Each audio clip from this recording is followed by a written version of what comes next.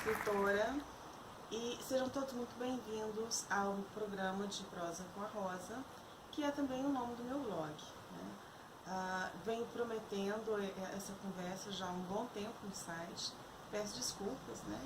Mas enfim, vamos começar esse primeiro programa dizendo para você o seguinte: vou lançar agora em novembro o meu terceiro romance, que é também o meu quinto livro, se não me engano, né? Quinto. Apenas por hoje, tá? Tá horrível, enfim. A produção pode cortar. Corta.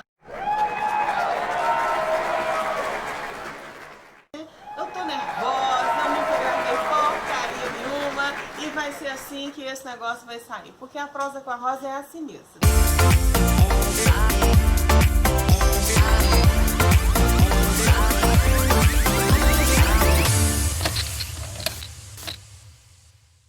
É o seguinte, então tá, como eu estava dizendo, eu vou lançar agora em novembro o meu terceiro romance.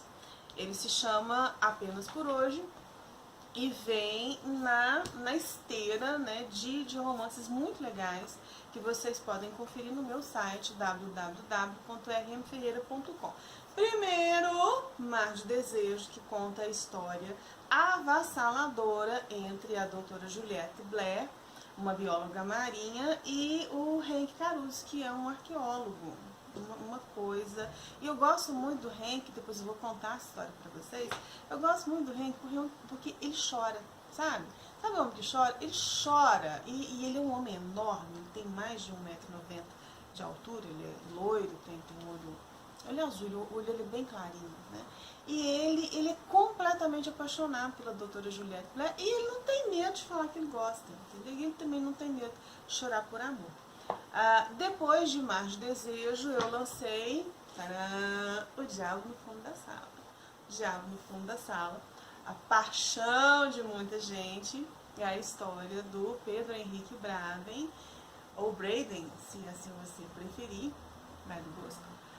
E a Ana Florença Vasquez de Souza, né, que é o grande barato dessa história, que depois também, numa outra prosa, eu vou te contar a história.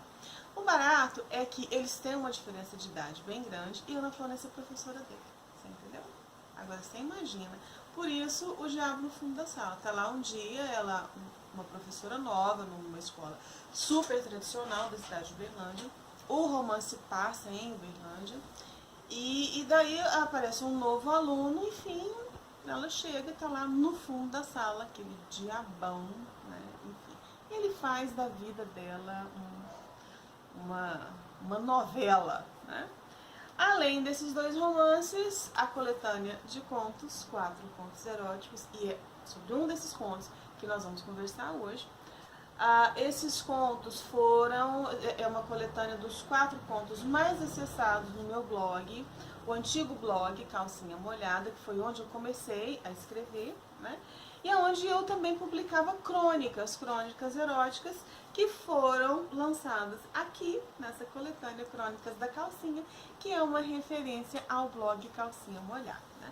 Todos esses livros vocês encontram no formato físico, você pode adquirir no meu site, como eu te falei, né? Tá escrito aí embaixo. Em todos os marketplaces do Brasil você encontra na Amazon, no Magazine Luiza, nas lojas americanas, na estante virtual, na livraria da Bota, tá lá, gente, tô lá bombando, enfim. Rosa, não quero livro físico, eu gosto de e-book. Não tem importância, amada. Vai lá na Amazon que tem o Kindle pra você baixa lá no seu Kindle e fica lá, né, apaixonada, lendo as coisas da tia Rosa Maria, tá bom? E hoje a Prosa com a Rosa vai ser sobre um dos contos que estão aqui. E é o primeiro conto, o nome dele é O Homem Perfeito. O que é a história, né, desse homem perfeito? A prosa vai ser essa, tá, gente? Pode tirar as crianças da sala, vou falar pra produção sair da sala. Tchau, produção! A produção é de menor.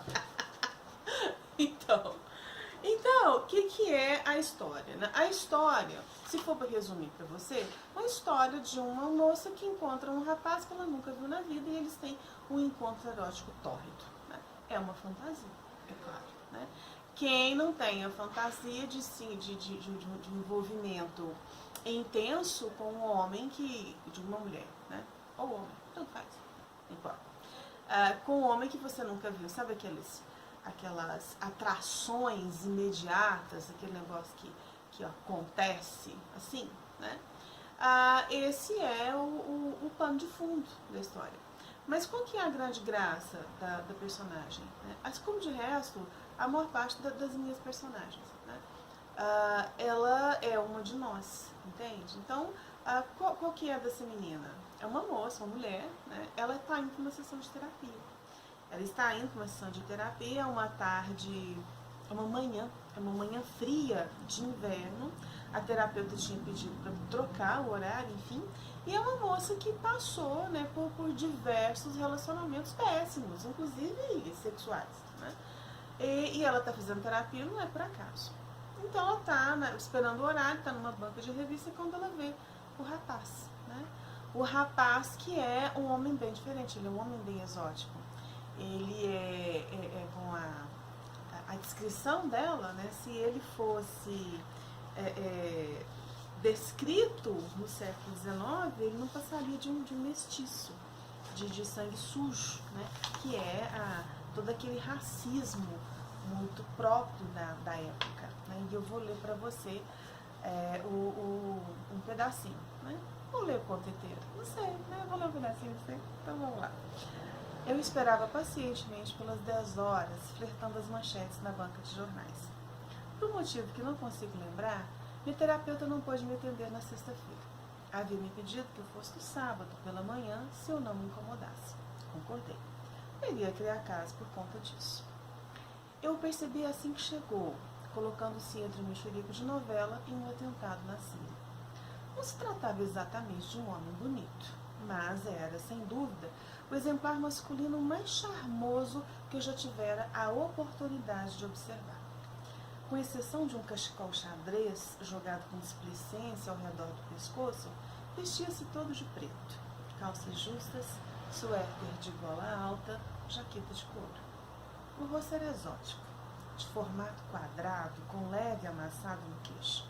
Boca generosa e pele acobreada sugeriam uma genética afro-americana.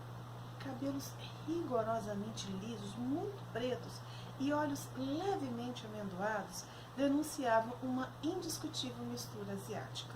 Nariz reto, quase grego, demarcava a sua herança europeia. A rosto diferente, se seguia um corpo belíssimo. Embora não fosse muito alto, pois mal chegava a 1,80 m, a musculatura era evidentemente esculpida com rigorosa disciplina. Emperdigado, com uma postura impecável, ele lembrava, e muito, um toureiro espanhol. Para os padrões racistas do século XIX, o sujeito não seria nada. Não passaria de um mestiço, um mulato de sangue sujo. Mas, para a clarividência da era de Aquários, o homem era uma perfeição. Meu deslumbramento era evidente, e aquilo não lhe causava qualquer incômodo. Ao contrário, voltava-se em minha direção de modo que eu pudesse ter uma visão frontal do seu corpo, simplesmente se oferecendo ao meu deleite. O percorri de alto a baixo, com os olhos cheios de gula, mas estava tão interessada nos contornos atraentes da sua geografia que não me atentei para o fato, aliás, óbvio, de que a recíproca era verdadeira. Ele também me escrutinava. Quando os olhos negros se encontraram com os meus, uma descarga de adrenalina me percorreu, de ponta a ponta. Eu poderia ler o mundo naqueles olhos. Ele me queria. E não eram necessárias palavras para se saber daquilo. Senti uma súbita falta de ar. Precisei respirar fundo para oxigenar os meus pulmões. Porém, a intensidade daqueles olhos me queimando, me perguntando, na verdade me exigindo, me deixaram tonta. Segurei-me por um momento no aparador de revistas. O que eu deveria fazer? Não pensei. Olhei para o prédio de escritórios onde ficava o consultório da Valquíria, onde eu deveria estar dali a 5 minutos. Olhei de volta para ele e relanceei os olhos mais uma vez para o prédio. Não havia obviedade nenhuma no convite mudo que eu lhe joguei. Dependeria exclusivamente da sua sensibilidade entendê-lo ou não. Então, eu lhe dei as costas e fui andando devagar. Gostou, gato? É lindo. E aí eles vão se encontrando, né? Eles vão se encontrar no elevador. Ela tá indo pra lá, ele a segue. E quando ela entra no elevador, ele entra primeiro, ela entra logo depois. E ela diz que é a turba, né? Que a empurra pra ele. Eu não vou ler tudo pra você, porque senão esse vídeo vai ficar muito grande, né? E aí eu te contei que ela entrou no elevador, não contei? Então vamos lá, a partezinha que ela entrou. Onde eu parei? Por alguns segundos ficamos frente a frente. Meus olhos se perderam dentro dos dele. Ficou me olhando por longos, intermináveis e tensos segundos. Olhos reverentemente cravados na minha boca. Eu entreabri os lábios. Se ele me beijasse ali mesmo, naquele elevador cheio de gente me espremendo, eu teria correspondido, mas não beijou. Apesar de seus lábios não terem se encontrado com os meus, minha sensação era de que a sua saliva impregnava minha boca. Docemente, suas mãos pousaram na minha cintura. E então me giraram devagar, deixando-me de costas para ele. Com a mesma delicadeza, me puxou de volta, prensando a minha bunda contra o seu ventre. Eu engasguei. Um pau duro encostava-se levemente nos meus quadris, perguntando muda e tacitamente se podia continuar. Fiquei hirta, sem reação, mas 3 outras pessoas entraram no elevador quando a porta já estava se fechando e me forçaram a dar um outro passo para trás. Foi instantâneo. Encaixei a bunda na rola que educadamente me prestava continência. Curtiu? Corre no site www.rmferreira.com e está lá este e mais outros 3 maravilhosos contos eróticos na coletânea 4 contos eróticos. Você pode ter o acesso ao livro físico.